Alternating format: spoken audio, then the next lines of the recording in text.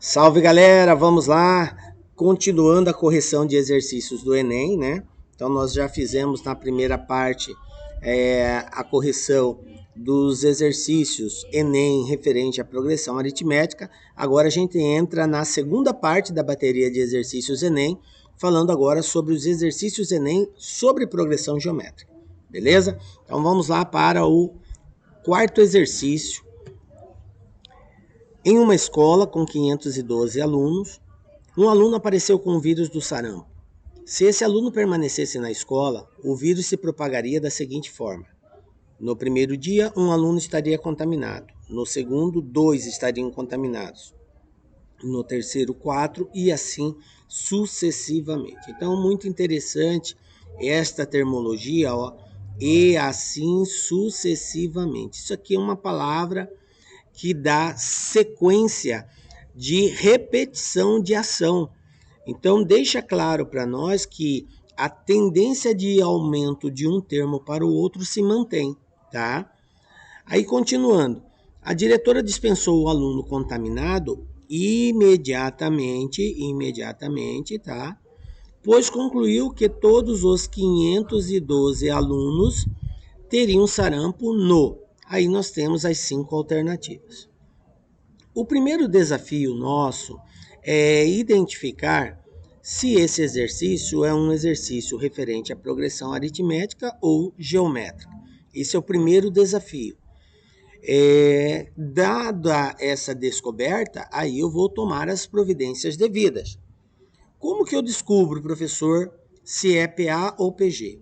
O primeiro passo é nós colocarmos na ordem que está sendo informada todos os valores desse exercício. Então ele fala que chegou um aluno contaminado, no primeiro dia contamina 1, no segundo 2, no terceiro 4 e essa tendência se mantém.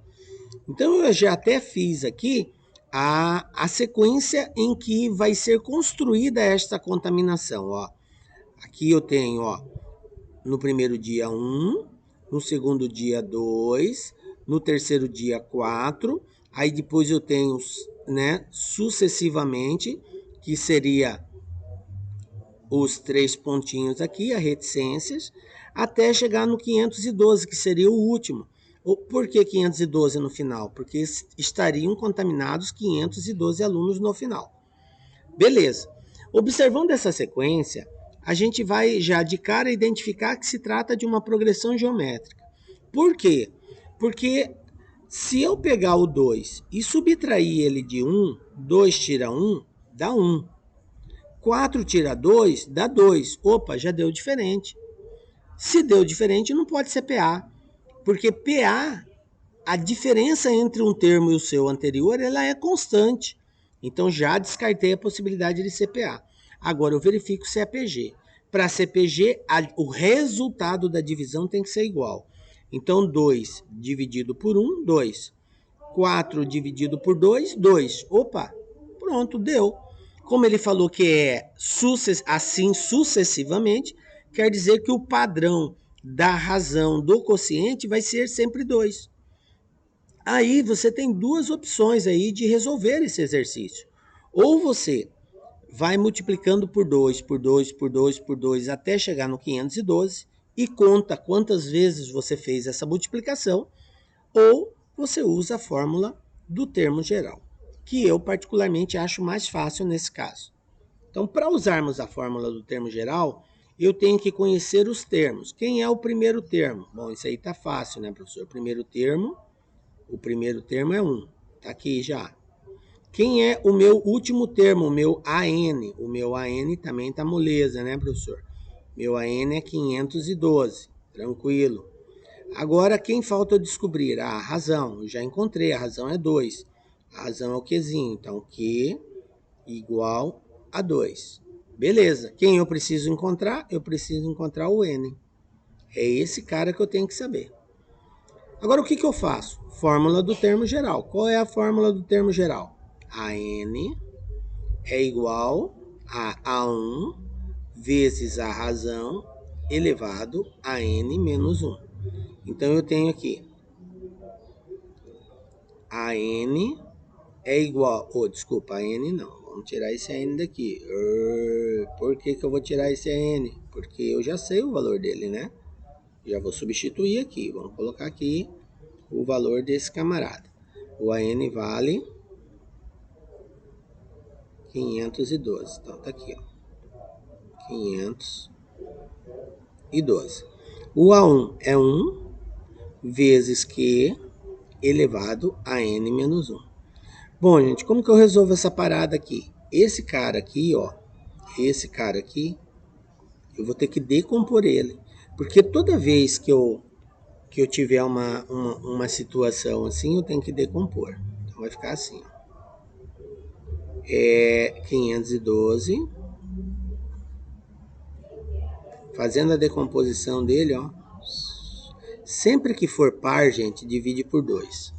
Professor, eu posso dividir por 4, por 6, por 8? Até poderia, gente. Mas a gente tem que fazer a decomposição em fatores primos.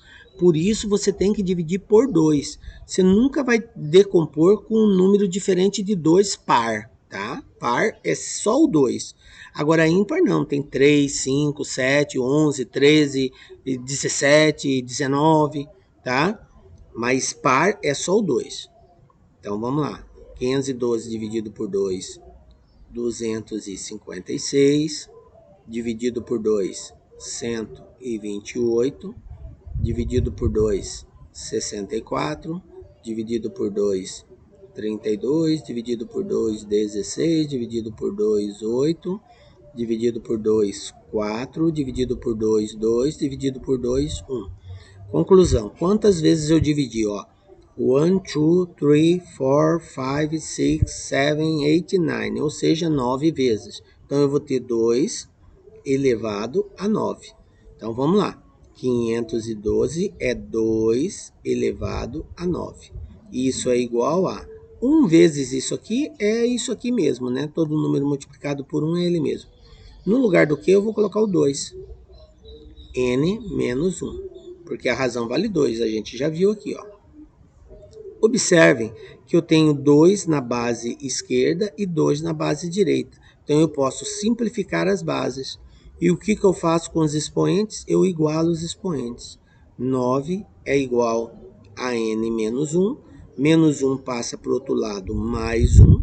Conclusão, meu N vai ser igual a 10. Então, quantos dias levarão para que todos os alunos sejam contaminados? Resposta letra B. 10 dias, no 10º dia. Então, eu vou dar uma pausa aqui.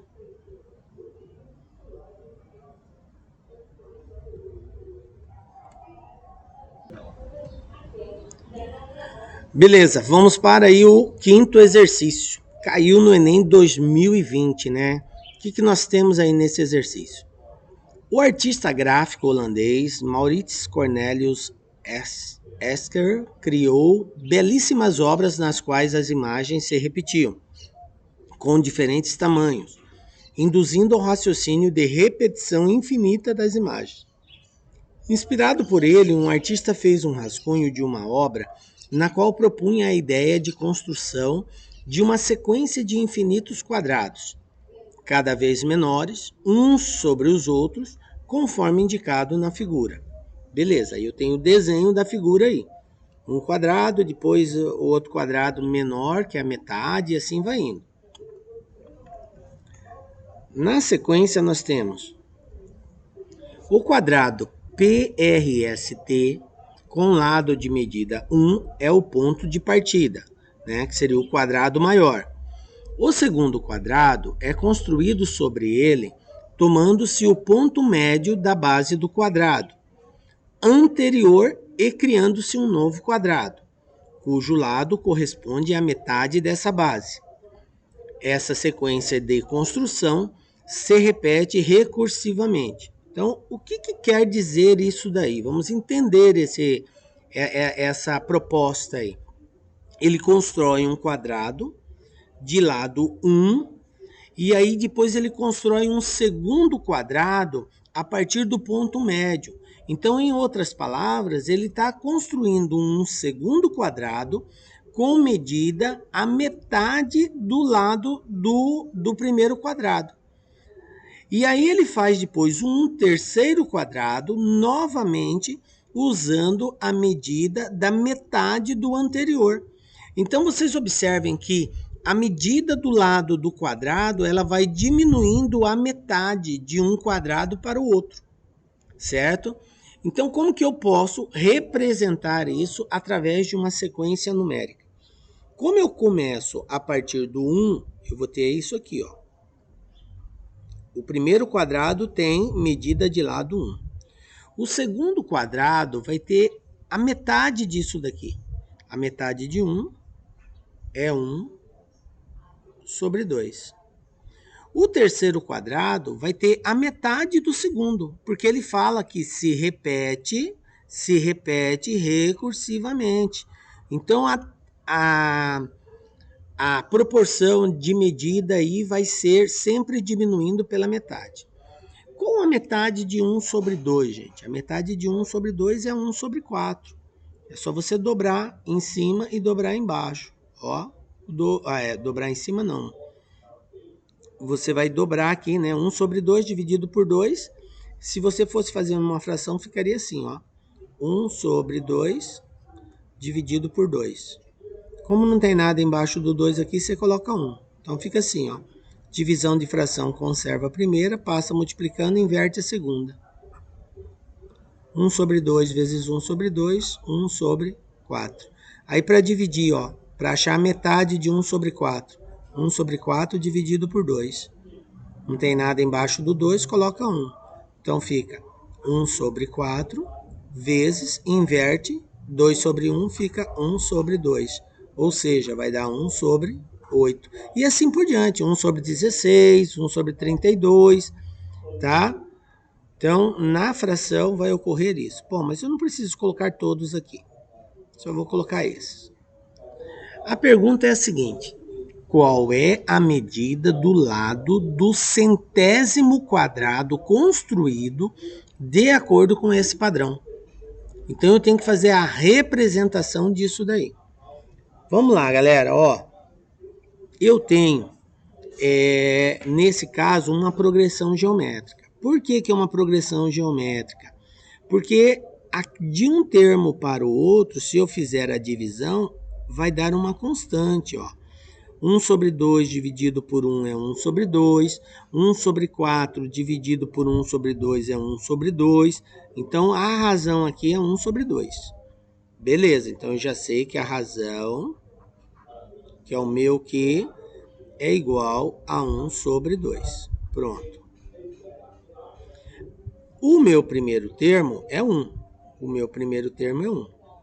Tá? A pergunta é: qual vai ser a medida do lado do centésimo termo? Tá? Do centésimo termo. Então, eu tenho que o meu N é 100. Porque serão 100 termos. Lembrando que cada termo desse é a medida do lado. Então, o primeiro 1 é a medida do primeiro quadrado. 1 sobre 2 é a medida do segundo quadrado. 1 sobre 4 é a medida do terceiro quadrado. A pergunta é: no centésimo, qual vai ser a medida? Então, vamos lá. É o AN que ele quer descobrir. AN é a nossa procura. Vamos lá para a fórmula do termo geral? A n é igual a 1 vezes a razão elevado a n menos 1. Então, eu quero encontrar o centésimo termo, então eu quero encontrar o A100. Ele vai ser igual a 1, que é 1, vezes a razão, que é 1 sobre 2, elevado a n menos 1. No caso aqui, 100 menos 1. Então, eu tenho aqui que A100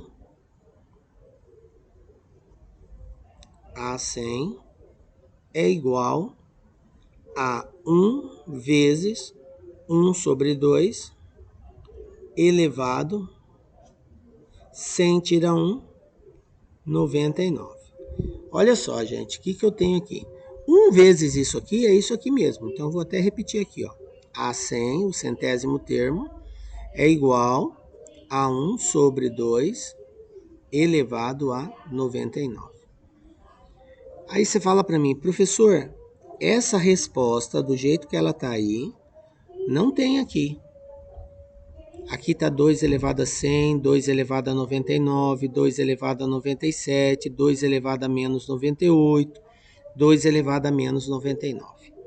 Bom, de acordo com essas alternativas, eu vou ter que fazer alguma transformação para encontrar aquilo ali. Quando nós estudamos potenciação no 4º bimestre, eu mostrei para vocês que pode haver um expoente negativo numa representação de uma potência. E o que indica o expoente negativo? Indica que eu tenho que fazer a inversão da base. Na verdade, você pode representar qualquer potência com base invertida. O que é inverter a base de uma potência, professor? É pegar o cara que está em cima, passar para baixo e o de baixo passar para cima. Quando eu tenho uma fração, fica fácil de fazer isso. Por exemplo, se eu tenho, vou pegar aqui, ó. Se eu tenho, por exemplo, 3 sobre 5 elevado a menos 2. Olha só, o sinal é negativo, então eu vou inverter a base. 3 sobre 5 fica 5 sobre 3. Posso inverter? Posso, só que o que vai acontecer com o expoente? Eu troco o sinal, agora ele fica positivo. Professor, e se eu tivesse ele positivo? Por exemplo, 4 sobre 7 elevado à terceira. Professor, eu preciso inverter isso. Tudo bem. 7 sobre 4 elevado a menos 3. Então, observe que você pode fazer a inversão sem problema nenhum. A única condição é que, ao fazer a inversão, você tem que trocar o sinal do expoente. Professor, e se não tiver fração? Se eu tiver, tipo assim, só 3 elevado ao quadrado. Aí eu quero escrever isso aqui invertendo a base. Gente, não apareceu nada embaixo do 3, mas existe, é 1, tá? Então eu coloco assim, 1 sobre 3, inverto, e coloco elevado a menos 2. Tranquilo? Então eu posso fazer a inversão da representação de uma potência, passando o numerador para o denominador e vice-versa, desde que eu troque o sinal do expoente, tá? Bom, beleza, professor. Então, nesse caso, como eu não tenho a resposta nesse formato, então eu vou fazer a inversão da base, que seria o seguinte, ó, A100 vai ser igual a 1 sobre 2 vai ficar 2 sobre 1. E 2 sobre 1 não preciso colocar, coloca só o 2. E o 99 passa a ser menos 99. Então, nesse caso, eu fui obrigado a fazer a inversão da base para encontrar aqui a resposta letra E, 2 elevado a menos 99. Tranquilo, galera? Belezinha? Então é isso aí, mano. Bom, vamos lá, galera. Dando continuidade, então, à correção dos exercícios, agora no exercício 6, nós temos o seguinte aí. Enem 2018. Alguns modelos de rádios automotivos estão protegidos por um código de segurança. Para ativar o sistema de áudio, deve-se digitar o código secreto, composto por 4 algarismos. No primeiro caso de erro na digitação, a pessoa deve esperar 60 segundos para digitar o código novamente. O tempo de espera duplica em relação ao tempo de espera anterior a cada digitação errada.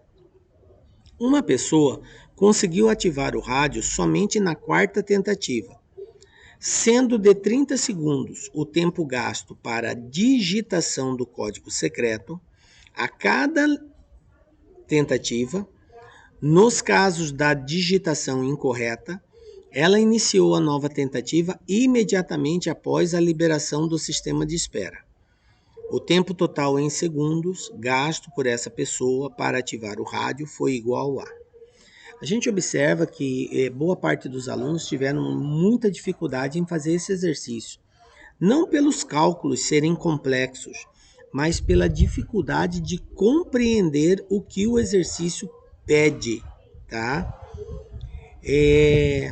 Então, o primeiro passo aí é a gente fazer essa identificação. Você observa que a ideia é fazer a digitação de um código de segurança para poder configurar esse sistema de áudio, tá? Então, a pessoa, de acordo com o texto, ela leva 30 segundos para digitar esse código. Então, toda vez que ela digita o código, ela gasta esse tempo aqui, ó, 30 segundos. Então, isso aqui é uma informação importante. É o tempo de digitação. Eu tenho aqui, ó, tempo de digitação. Toda vez que ela digitou, eu tenho que considerar 30 segundos, que é o tempo gasto. Beleza, essa aqui é uma informação. 30 segundos. Depois o exercício diz o seguinte, que se ela errar, ela tem que esperar um tempo para poder tentar novamente. Esse tempo de espera, ele duplica toda vez que ela erra. Então, a primeira vez que ela errou, o tempo de espera vai ser 60 segundos. Então, eu vou colocar aqui assim. Primeira tentativa. Primeira tentativa. Quantos segundos ela vai levar para fazer essa primeira tentativa? 30 segundos. Aí ela erra, tá? Ela erra. Porque o exercício falou que essa pessoa só vai conseguir digitar o código na quarta tentativa aqui, ó. Ela consegue ativar só na quarta tentativa. Então, primeira tentativa ela gastou 30 segundos. Agora, espera. Ela tem que esperar para tentar de novo. Tempo de espera da primeira tentativa, 60 segundos. Foi o que o exercício disse. No primeiro caso de erro na digitação, a pessoa deve esperar 60 segundos para digitar o código novamente. O exercício fala que ela imediatamente, assim que o sistema libera, ela já digita novamente a segunda vez. Então vamos colocar aqui, ó, segunda tentativa. Na segunda tentativa, quanto tempo ela gasta para digitar? Isso não muda. Ela vai gastar 30 segundos. Aí vem a espera. Gente, ele esperou 60. Ele falou que o tempo de espera duplica. Então agora aqui é 120. Terceira tentativa, mais 30 segundos. Errou. Tempo de espera duplica, tá? 120 vai para 240.